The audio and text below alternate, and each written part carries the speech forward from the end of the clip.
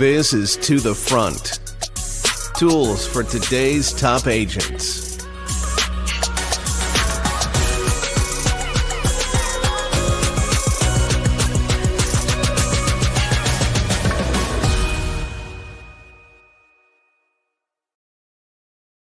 All right, episode number 12 of To the Front. Welcome back. Again, we are so glad that you're spending a few minutes with us every single week. And if you've been following this podcast, you know what we're all about. We're all about captive agents. We're all about small business owners. And my guess is, if you're here, you care about your business. You care about your brand. You care about growing. And that's what we're all about today. So before we get into the episode, I want to ask you a really important question. And I want you to answer it honestly. How many people still walk in the front door of your business? And imagine with me for a minute, what do they experience? Maybe you have a receptionist or coffee, or if you're slightly cooler, maybe you have cookies, or if you're not as cool, maybe you have mints. And this is the way business was done through people's front doors for years and years and years. And you probably have your favorite businesses that you go in and that you know everybody. So that's the business's front door. Well, today's episode wants to position this a little differently. That your business, the actual front door of your business, it's not even the front door anymore. In fact, it's not been the front door for a very long time. What is the new front door to your business? Well, I believe that's how the world views you digitally, how they see you online. And so today's episode is called Your Business's New Front Door. And we're going to be talking all about your brand, because I got to tell you something. It's really, really important that you get this right. If you want to grow, if you want to maintain your customers, how people come in your new front door. And to talk about this, I'm going to bring in my good friend, Emily Conley from Big Echo Creative. Emily, how you doing today? Doing good. Thanks for having me. I appreciate it. I'm excited to be here. Excited to talk about branding. That's my favorite. That's right. It's all about branding. Boy, I got to tell you about Emily. One of the things that we get compliments on all the time at FrontRunner is how our booth looks, is how this banner looks. Emily Conley and her team at Big Echo Creative manage the Revusian FrontRunner brand top to bottom when it comes to how the world sees us on advertisements. If you've gotten a rat card from us, they manage that as well. And so I thought, man, there's no better person to bring on than you, Emily. And so just to give you a little up to speed, Big Echo Creative is located right here in Central Kentucky. Emily and her team do a ton of stuff with your personal brand. That includes brand development, logo design development, video, ad spend, however you want to position yourself in the world digitally. Emily and her team handle that from a brand's perspective, right? So I wanted to bring you on, Emily. How did I do? Is that a pretty good intro for you, or do you want to add anything to it? Yeah, sounds great. Sounds great. Awesome. Hey, tell us a little bit about you, Emily. Tell us about your family and about how you started Big Echo Creative. Before we get into this topic of your business's new front door, tell us about how you got started with branding, about Big Echo Creative, anything else you want to talk about. Sure. Okay. So I've been in business. I'm in my 10th year. I'll close out my 10th in July. I was 22 years old when I started at a former agency who ended up closing. Didn't have very much notice on it, but I had clients and relationships and people that still wanted to work with me. So we started really, myself and my partners at the time started just freelancing and ended up, building a business out of it, I don't want to say nothing because we already had those relationships. Those are great. But no money. I started in a basement. Join the club. Yeah. So that was 10 years ago. And since then, you asked about my family. I'm married to my husband, Ethan, and we have a 2.5, almost 3 actually now, year-old son who goes 100 miles an hour for sure all the time. For sure. So, we're in that same boat, Emily. I mean, I'm quite a bit older than you, I think. And I got a 3-year-old. And I don't know. I can't do it. I'm doing it, but we're in the same world there. Yeah. Yeah. It was funny. I thought newborn was hard. I was like, oh, that's so hard. I did not know. No, 3-year-olds. Until you know. 2. No. I will tell you something. I don't want to scare you, but 3's been worse than 2. Ours is almost 4. Fantastic. It's coming. It's Yeah. coming down. It's coming down the pike. Well, Emily, you said 22 years old. That is Mhm. phenomenal. I think back where I was 22. I was a young pastor, Mhm. and I was wild. I wasn't like a wild pastor, but like there's no way I could have started a business, launched it in any kind of significant way. And so I think that's amazing that you've been doing it that long, and I mean serving so many businesses.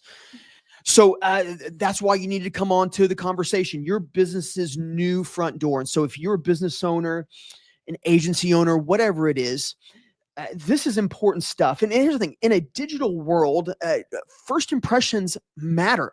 How you view first impressions matter. So why do you think, Emily, that a brand for a business is often an afterthought? They launch, they have a product, they have a Mhm. service, they maybe even have a mission or goal, but when they launch, and you've probably seen this, Mhm. their brand is terrible, or it's an afterthought, or their 14-year-old did something on a platform, made something up, and it looks like a 14-year-old did it. Why is it an afterthought? All the business owners that you talk to, why do they come to you after they've launched their business and say, Emily, can you help us? So why is it an afterthought? I think anybody can fall into this habit when they own a business where your main priority is serving your clients, right? You're trying to get that work out the door and take care of them, which puts your own stuff on the back burner. We do it here too. Mm, yeah. Not great, but we recognize that even we do that. So I think a lot of times, especially when you're just trying to get up and going, it's really about how do I get sales? How do I get money? Oh, I'll worry about that stuff later. So I find that a lot of Yeah. businesses that I work with, they may have been in business 1 or 2 years and they're starting to really make some investments in signage and wraps and, a lot of print material and go, okay, I need to back it up. This clip art that I stole off Google is not going to Yeah. work anymore. So I think that that's part of it. I think when it relates to the digital world, a lot of it too becomes an afterthought because digital is so urgent, right? Again, we're just trying to get the sale out there, get it up, get it going because we have, a nanosecond of someone's attention Sure. that we'll worry about that stuff later. So that's really what I've experienced. I work with businesses that are, starting from the ground up, and that's great. But what I also found is a lot of those businesses starting from the ground up, they've already owned a business before. Like they've already Ah, learned, hey, I didn't do this the first time and I should have. So I think that that's a lot of it. And, there's a lot of mistakes in that because you might waste a year or two yeah. that you could have made those first impressions with people. So, Guarantee. And you said something really important. You said a nanosecond. That's true.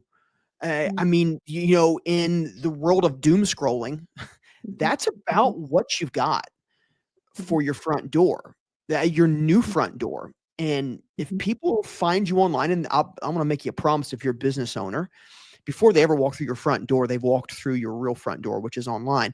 And if they've got a nanosecond, if they've got 5 seconds at most, like when was the last time mhm, you were scrolling through your phone, you ever stopped something for 5 seconds if it wasn't like a reel or something? It was.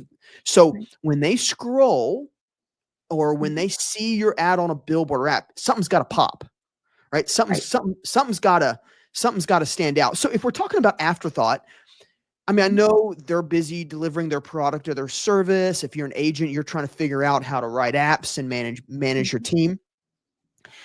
But to slow down and to work on your brand, it is better to do that on the front end, right? I mean, why should they do oh it on the yeah. front end versus maybe get into the business and then think about it? No, I mean, the first thought is that if you don't do it on the front end, the little bit of work you have done is going to all be for naught, right? You're going to have to Mm, start over. And you may have already invested in things that have old logos and old messaging. When it comes down to people really sitting down and realizing not only the type of client that they want to work with, but the type of people that they want to work with, you kind of, attract for attract sure. what you are as well. So it could also even lead to like, how do we form and how do we hire people to, fit into our values so that we don't make bad hires and waste money on that Oh, too. yeah. That's a big part of it too that people don't think about is the I just haven't thought about internal that. messaging. Yeah, it's who you hire too. Your brand matters to who you hire. Mhm. Sure. That's really good. I had never even thought about that till this very Mhm. moment. I'm Mhm. I'm gonna write it down, speak about it, not even give you credit because I'm gonna forget you said it. But seriously, Well, it's going to be recorded. I'm a thief. But that's true. I never even thought about that. Is that your brand, your front door is not just a front door for your customers, it's also a front door for the people that you hire. Yes. And maybe you're getting the wrong people working for you is because the bait you're putting out is getting those kinds of people. And if you want high quality, high caliber, top performing people, if you want to attract those people, clip art ain't going to work. A half thought No, solution, and it's not going to work. yeah, and you want people too. You can't, I always says this, you can't teach people drive, right? Some people they just have it. And like you want to attract people that are engines like you are and want to be excited about coming to work and helping you build something. So, there's that part of it too. Yeah, man, that is so good. I hadn't even thought. I love these podcasts. It takes me in places I never even thought. But yeah, your brand is also about who you hire. So okay, I tell you what. Let's take away the new business for a second. Let's just talk about that business that's been in the community forever. It's been in a small town forever. They're like, Adam, my grandpa built this building, and this is the way we've been doing it for 100 years. And this is the way we're going to do it going forward. I know my business is kind of stagnant or whatever. My brand stinks. So let's talk about that. A business that's been out there for a long time. Their brand is terrible, but they've had some measure of success. In your opinion, is there harm to going and changing their brand? Is there harm in putting work in, or should they just kind of keep with what's been working with fingers crossed? Mhm. That's a question. So, again, this is going to vary case by case, but let's just say in general, I would say if you're going to come in and do some, okay, big, huge brand overhaul, that's not something that I would recommend. I would recommend if you're somebody that say you've been in business 50 years and you decide to go change your name, I would phase that. Like maybe we start with, let's do a new logo that's going to kind of look like the new one. And then we start phasing into, okay, we've got a new tagline that's going to match with it. And then we move into, hey, now we're going to rename. So you don't scare off the customer base you do have while trying to attract the new customer base that you're Ah, kind of moving toward. So I've seen people do it both ways. And a lot of times, which you've owned several businesses, so you've probably seen people you come in, there's a transition period usually, right? With an old owner to a new one. And usually it's 2 years. And there's a reason for that. It's because it's gotta phase all that, not just ah, branding, but that transition with your customers and not alienating them. And I work with a lot of people that they do, I do everything through word of mouth. I don't need anything else. And that's great for now, but the generation after us, they don't care. that's They don't right. care who your grandpa was. That's just the truth. Mhm. Um, they want to look it up online. They don't want to make any phone calls, and they want to get as much information as they Right. can before they ever even pick up the phone That's or right. fill out a contact form or whatever it may be. So Yeah, hey, you heard um, from Emily Conley. They don't care about your grandpa. I mean, maybe no. they care, but the reality is, it's true. Mhm, The further out it gets from the original owner mhm, or the original mhm, business, the more that people have a propensity to not be loyal just because they've known you for a long time. mhm, Especially if it's something that's high commodity. There's a lot of people doing it, like insurance. mhm, Well, that even more important to say, hey, stair step it up. Don't just go changing everything right off the gun because there is a mhm, process of change that you got to take your customers through. mhm, But to disregard it, saying I don't need to continually look at my brand is probably a mistake. Now, if mhm, you're listening to this podcast, you're probably, if you're an agent, let's just say a captive insurance agent, and you're with a company like Adam, the company has its logos, and we can't change the logos. Well, that's true, but I got to tell you, I talk to thousands of agents and team members every single day, and there's ways that they manage their brand either through a car wrap, how they present themselves with Facebook covers and profile photos, with the banners that they have in their lobby. All of these things are your brand. It's not just a logo, right? I mean, you would agree with that, right? All I would these things agree are with your that. brand. Mhm, Yeah, and that there's consistency through it, and it's worth taking a look at. In fact, I'll tell you what, you can probably all think of brands that were once huge and they're no longer. For instance, mhm. Emily, do you remember TiVo? Do you remember the brand TiVo? Maybe not. No. Okay, so TiVo was like, I'm like dating myself. I'm like, I was gonna say maybe you are a little bit older than me. I'm a little. I for real know I'm older. I for real. This is my last asset right here is the hair. I gotta keep it going. TiVo was like the first DVR that ever came out. Okay, yeah. Yeah. We call it DVR, but yeah. Called it, Okay. yeah. You call it. It's like everything's a crock pot, but Yeah. but TiVo was the first. Well, what happens? They broke onto the scene, and they didn't get better. They positioned themselves as the only company and provider that would do it. They start after a little bit of a failed launch. They grew, but then they just sort of rested on what had always worked. Well, what happened? Another Streaming. provider came in, and honestly, DVRs are not even as good as TiVos. They were not even as good. They didn't do everything, but what did DVRs do with all the other companies? They branded themselves better. Mhm. And you better believe that that's coming for your business. I don't care if you're an agent, bakery owner, whatever it is. Somebody's coming up and they're thinking about their brand. And if they position themselves better, they will take your customers. I'm sure you've seen it, Emily. Mhm. I have, and as it relates to, you know, insurance, I have worked with people that are captive agents, and I've worked with people that own their own independent agencies. Mhm. Both need to market differently, but what's to stop? Let's use State Farm as an example. Specific brand. What's to stop somebody from going to a different agent 3 miles down the road? That's Because right. everybody knows what State Farm is, but what makes them go, I want to call, you know, John Doe. That's right. And you sell the same products. If you're working for State Farm or Allstate, Mhm. you sell the same products. In fact, you can't, I would say your brand's even more important because you can't discount something and play the numbers game because your company sets the rates and they are what they are, what they are. Right. So what makes you stand out? Brand. What makes you stand out? Brand and being an expert. So part of that brand is maybe you're really good at one of the things that you sell. Maybe you're just the guy that has all the answers for life insurance.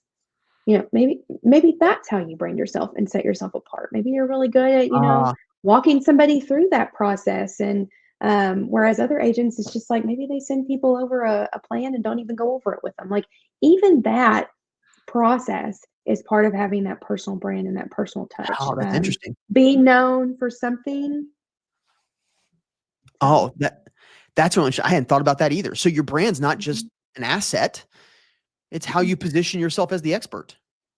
mhm, Hey, I'm the life guy. mhm, mhm. I'm going to be the one who makes sure that your family's protected. And that's yeah, sure. I'll take care of your PNC. I'll take care of your auto and home, but really, I'm the life guy, and that's what I want to do. So, all right, if you're listening, I know what you're probably thinking. Oh, brand, you're talking about big dollars. You're talking about I got to spend a bunch of money and do a whole bunch of stuff, and it's going to be a tough time understanding my ROI on that. So let's talk to the new business owner, or maybe it's the existing business owner whose money's just a little tight. They're hearing what we're putting down. Adam, I know I've got a new front door, but I just don't. Maybe I have a little bit of money, but not a lot. So let me ask you, Emily, what are some non-negotiables in your opinion when it comes to someone's brand? What are some things you're like, okay, you have to have this, and it's worth paying the money. And maybe if you have any tips or tricks on how to get there without breaking their bank account. Sure. Sure. You have to have a logo that is you. Now, Sure. I know that that's going to be a little bit harder when you are, either part of a franchise or, a captive agent. That's a little bit more difficult, but just a look that is you. I mean, Sure. if you're not bound to a certain style of business card, get a business card that stands out a little bit more. Get it on a nicer, paper that isn't like everybody else's. Um, get one that's got a QR code on it. So when they scan it, as a contact to your phone. Like those are little, little, little things that make you stand out, in an entire sea. Um, I would say that what are the things when you walk into some kind of networking event that would make you stand out? Those are the things that you need. What are those materials? Is it a rack card? Is it a business card? If you're able to have kind of like your own logo, and aren't bound by, a different brand, those would be my priorities. And they don't have to be, high dollar budgets. You can work with people that can do a brand for you and pay less than $1,000. Very reasonable. So Yeah. So logo, rack card, mhm, kind of mhm, paper that you put stuff on. mhm, I, mhm, I agree with you. Emily, I've handed you some, which by the way, Emily's managed more than just our front runner and reviews you brands. I'm a serial entrepreneur, probably successful in less than I want to be, but I got a lot of things going on, and Emily's done my brand or managed, whether she did the logo development or not. She's managed pretty much everything that I've done over the last 2 or 3 years. And, I got to tell you, the the product that I get from you is not only astounding, it really is what I would consider budget friendly. No, when you go with a professional like Big Echo, which I believe you should, I guess there's nothing wrong with maybe like a Fiverr or something like that. But the reality is that those services are basically transactional. You're going to mhm. kind of tell them what you want, and they're going to sort of maybe produce exactly what you say. So what happens? You're a busy business owner. You need to partner up with someone who's going to ask you the deeper questions. And Emily, one of the things I've been so grateful for you is that I brought you some dud stuff, like some logos that I'd gotten from somebody. It wasn't great. And I said, all right, Emily, here it is. Take it. And what always comes out the other end is just absolutely phenomenal. And it's always worth the money. And I will say that not only do I get what I pay for, the return that I get justifies it as well. So if you're budget conscious, I get it, but it really is worth some investment. It really is worth saying, all right, I'm going to take $1,500, $2,000, $3,000. I'm going to put it aside, and I'm going to get with someone like Big Echo Creative, and we're going to say, what can I do with this? I'm sure, Emily, you work with clients of all budgets and size. I know Yeah. that you've got some really big clients, and then you've got some probably that are much smaller. Mhm. And can a firm like yours still say, hey, if I came and says, Emily, I got $500, what can we do? I'm sure there's some things that you could figure out. Oh yeah. I mean, we work with all kinds of people, and one of the things that we like to do, I get asked all the time, well, what's your pricing? And it's like, well, it varies based Mhm. on whatever everybody's needs is. So I typically will sit down and have a, 15-minute consultation with somebody, kind of chat through it. And I'm not going to sell them things that I don't think they need, right? Sure. Like there's no package that works for everybody. But I will say one of the differences in working with somebody versus just going online is that if you work with somebody that knows what they're doing, I think it saves you in the long run. Oh, yeah. One of my one of my horror stories, I had a client come to me. They had already had their logo, got this big, huge channel lit sign. There was a restaurant, got all their menus, opened, got sued by an NFL team for using their font, Oh, and it came from one of the online sites. Somebody overseas, which nothing wrong with that, but just you don't always know what you're getting. Don't always know the rules either, with fonts and rights and things like that. So I've heard some horror stories, that's and right. some cease and desists people get after the fact. And so anyway, there's some risk with that when you don't know where they're coming from. Sure, it's those heart-stopping letters, the emails, and Mhm, I will say, I think you hit on a big point. If you're budget conscious, you actually mhm, want to do it right the first time. You don't want to mhm, do it 2 and 3 times because you will pay more and you won't be as happy as if you just said, "You know what? I'm gonna do it right the first time." So, and we're gonna get back to that in just a minute about how they can even engage Big Echo. But I got 4-letter word for you. You ready, Emily? I got 4-letter word. Really, it's 5 letters, but 4 letters sounds better. I know every agent, business owner has got this running in the back of their mind, and they're thinking, I don't need some brand specialist. I've got Canva. All right. What do you say? Good, bad, cheesy? What are your thoughts? Listen, I have a print shop. I have 2 print mhm, shops. When we get a file, I 100% know it's if it's from Canva. Now, some things look okay, but I know it's from Canva. So mhm. give me your take, honest take. Can you do it with Canva? Tell me the skinny on it. I have a love-hate relationship with Canva. I had to tell myself, fix my face, fix your face, as you asked me that question. No, actually, I mean, I serve on a board of a nonprofit, and they're very familiar in Canva. So that is something that I even use. Would I use it For a logo, absolutely not. And I get what happens is I get people that go to print shops and try to get something printed and they can't put it on a sign because they designed it in Canva and it's this big.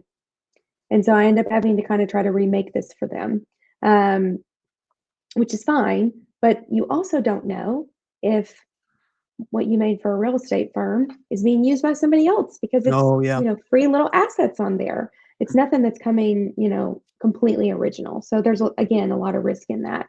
Is it useful for making social posts or, little flyers and things that you need? Yes. Would it be helpful if somebody went in and put your brand kit in there, got all your colors loaded in, pattern assets, different versions that you can drop in? Yes, so that things start to look consistent. Ah, Because I can tell when somebody's just pulling all these random templates and changing the color, there's no consistency there. So I think it's twofold. I wouldn't say no, never use it. I definitely wouldn't use it to make my logo because you're going to get something that doesn't grow with you and you can't use on everything from a perspective. But I love hate. I'm a love lot hate. faster in my other programs. That's right. It sounds like for some things, sure. Like, hey, we don't want to throw the baby out with the bathwater. No. We just got to know what the baby is. And the baby's not developing your brand. You should probably put the money in and make it right. But then if you've got a great brand guide, which you said a huge, maybe you've never heard of the word brand guide, that's important. It's important that you have that. Often it's a 1 or 2 page document that shows your fonts and your colors. And the cool thing is you can it sounds like there's a pretty wide freeway to operate in within a brand guide. And then you could actually use maybe a canvas for some social posts and things like that, as long as you're within the freeway. Emily, I've seen that. Somebody's colors are like tan and green, but then all of a sudden all their social posts are bright red and yellow. And I'm like, what are you doing? This is all over the place. And now this is a question maybe for you. Do you think that confuses your customers when you start changing the look of your brand sort of willy-nilly all over the place? Is there something to that with loyalty and maybe brand confidence? Yes. So this is pre-COVID stat, but once upon a time, it took 8 touch points with somebody for them to take an action. And that action doesn't mean here's my money. It means like I'm going to pick up the phone and maybe call you, or I'm going to go to your website. Like 8 times that they had to see you somewhere. So if every time they're scrolling in that nanosecond on their phone and it looks different, you're starting over on the count. That's right. So it absolutely makes a difference. If every time your logo is a different color, which I've seen people switching it around all the time, or the templates look different every time, and there's no consistency or style, you're kind of wasting your money and your effort because you're going to start over on those impressions. That's right. You imagine rolling down the street and you got a hankering for McDonald's, and you look up and when you see the golden arches, but they're in Subway colors. Subway colors, and you're like, wait, is that McDonald's? Is that like a Subway that's taken over a McDonald's? And you're probably going to take that confusion and say, all right, I think it's a Burger King day. And you don't want your customers doing that. So there's got to be some brand consistency there. And that's why your new front door, which by the way, it's not new. It's been your front door for a long time. Maybe you've just decided to look at it importantly. Hopefully this episode's helped you to think about that, is that with a little bit of effort, you can make sure that your new front door, how you appear digitally, can mean the world for your business. In fact, I'll probably guess that you can grow your business simply by your brand. And you may never think that. Is that with a little bit of investment, some focus on your brand, all of a sudden new revenue starts coming in. I've heard that. In fact, I want to ask you about that, Emily. Tell me about, I know you work with tons and tons of brands. Give me a story, maybe 2, of a brand that either you started or relaunched that saw some success just because they focused on it. Sure. So I have 2 examples in mind, and they're very different. So one would be, and you know her too, Solutions, Functional Medicine. So when she started, I think the first time we met at her new office, there was a patient table and 2 folding chairs. She had just started. Welcome. And she has grown so much in the last 2 years. I mean, she's got obviously her logo, but every piece of material when you walk in there.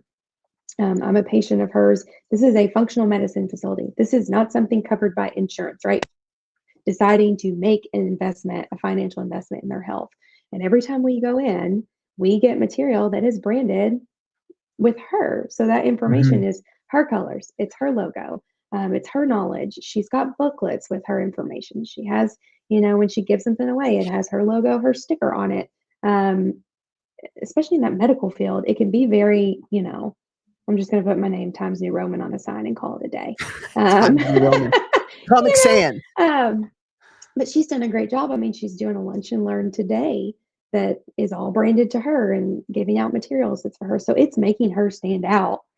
I mean, For big sure. time in that, medical world. But she's one that, we got to start from the beginning and do it right. And do it right. There's And my another wife's one. a client of hers too. In Mhm. my print shop, Yeah. thank you, prints all the cool stuff that you make. Yeah. Which, by the way, that's another side point why you want to go with like a Big Echo Creative or the like. It's because your printers, whoever's printing this stuff, is going to love you. Whenever we get a file from Emily or her team, my internal design people are like, oh yeah, this came from Big Echo. I don't have to do anything, because they don't. They get it, got bleed, crop marks on it. We just send it right to press. But yeah, we've done Mandy's stuff, and her business is exponential. What has happened, Mhm. and 100%, I think it's her brand. In fact, the first time I met her, you had already done the brand. I walk in, the folding table was gone, the chairs were gone, but I walked in, and she had instant credibility with me. Everything was branded. Everything was so well thought through. I had no idea you did it in the moment. I was just like, wow, you must have hired some big firm out of LA. No, I didn't, no, I walked in. It was phenomenal. Gave me instant brand confidence enough to send my wife there. So, okay. Sorry. Didn't mean to steal your thunder. Just wanted to say kudos to that one. So you said you had a second story. My second story, I'm Second actually working on process. it right now. Yeah, in the process. It's a Christian school here in Kentucky. They've been around for 30 years. Um, and everybody in that school uses a different mascot that they pull off somewhere else, right? Because what they had 30 years ago just really doesn't lend itself well to, athletic jerseys and things like that. Here's one logo and it's in one color combo and one orientation, and we don't even know where the original file is. So good luck. So they've hired a new advancement director who got in touch with me, and I mean, she's a workhorse. So we've been working on the actual brand as the school. We've been working on their new mascot, the crest that goes on their diplomas. All of that stuff is going to look the same. But what more importantly is that they're going to be able to give and equip their staff with tools to say, go make t-shirts, go get jerseys, go get swag, go get the things that you need to get, and here are your tools to do it. So that when we look to the outside world and are attracting families, we aren't starting over our impressions every single time Yeah, because you got a different mascot on it. that's right. It's a school, but it's a business. I mean, private school, people pay for it. That's right. It's a luxury. So, you need to look cohesive. And that's been a really fun experience. It's not launched fully yet, but we're in the process of, kind of integrating that with the staff now.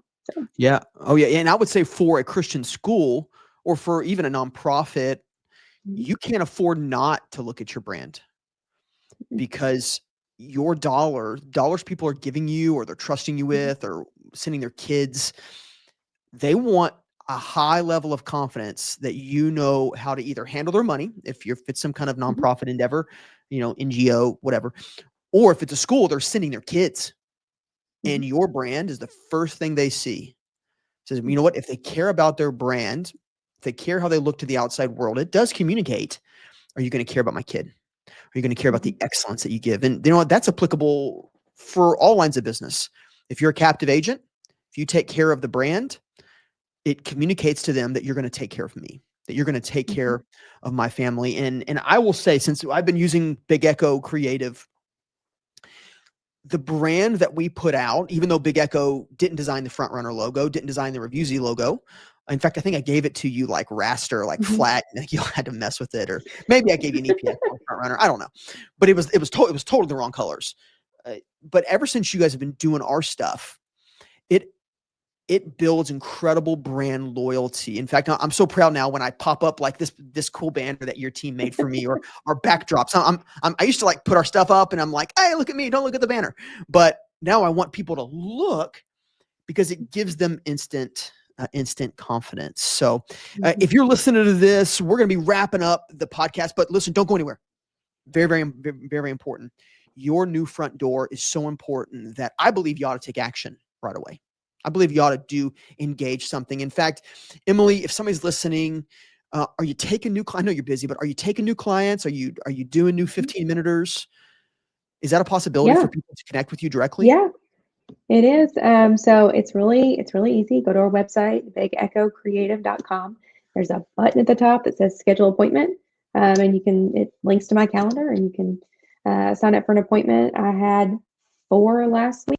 So all 4 signed and we're doing 4 new logos this week. Okay. So Wow. really excited about that. And would love to chat with anybody. And it's free. Doesn't cost anything. Would love to make some connections. Yeah. So check it out. I just dropped the URL. It's Big Echo Creative. So if you're listening on Spotify or Apple Podcasts, that's BIG Echo, like ECHO creative.com. So Emily, thank you so much for coming on today. Phenomenal, incredible advice.